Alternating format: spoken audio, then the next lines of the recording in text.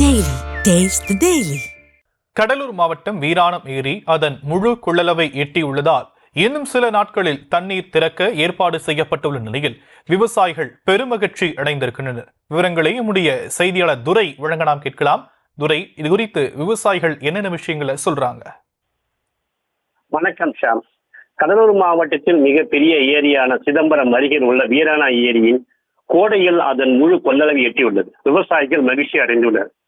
ஏரியின் மொத்த நீர்மட்டம் 47.50 அடியில் தற்பொழுது 47.50 அடியை எட்டியுள்ளது. ஏரிக்கு நீர்வரத்து 191 கன அடி தண்ணீர் வந்து கொண்டு உள்ளது. சென்னைக்கு குடிநீர் தேவைக்காக வினாடிக்கு 50 கன அடி தண்ணீர் செல்கிறது.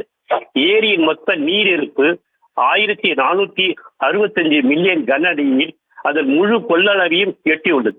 இதனால் விவசாயிகள் மிகவும் மகிழ்ச்சி அடைந்தனர்.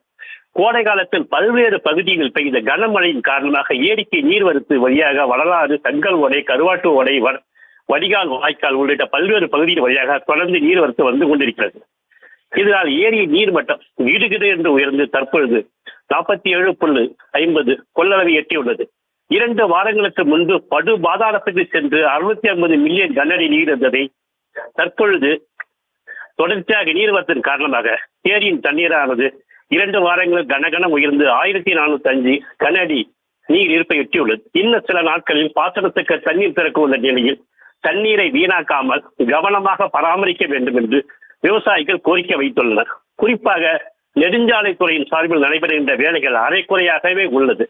காய்வாள்கள் கிராமப்புற பகுதிக்கு செல்லும் காய்வார்கள் தூத்துப்போய் உள்ள நிலையில் கிராமத்தில் உள்ள விவசாயிகளே தங்கள் சொந்த செலவில் கால்வாய்களை தூர்வாரி வயல்வெளிக்கு தண்ணீர் கொண்டு செல்கிறார் என்பது குறிப்பிடத்தக்கது.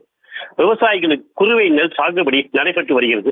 கோடை காலத்தில் மதகு வழியாக வருகின்ற வாய்க்காலை தூர்வாரி விவசாயியின் வாழ்வாதாரத்துக்கு சிறப்பு செய்ய வேண்டும் என்று வேளாண் துறை அமைச்சர் அவர்களிடம் விவசாயிகள் மற்றும் அதிகாரிகள் தெரிவித்து வருகிறார்கள்.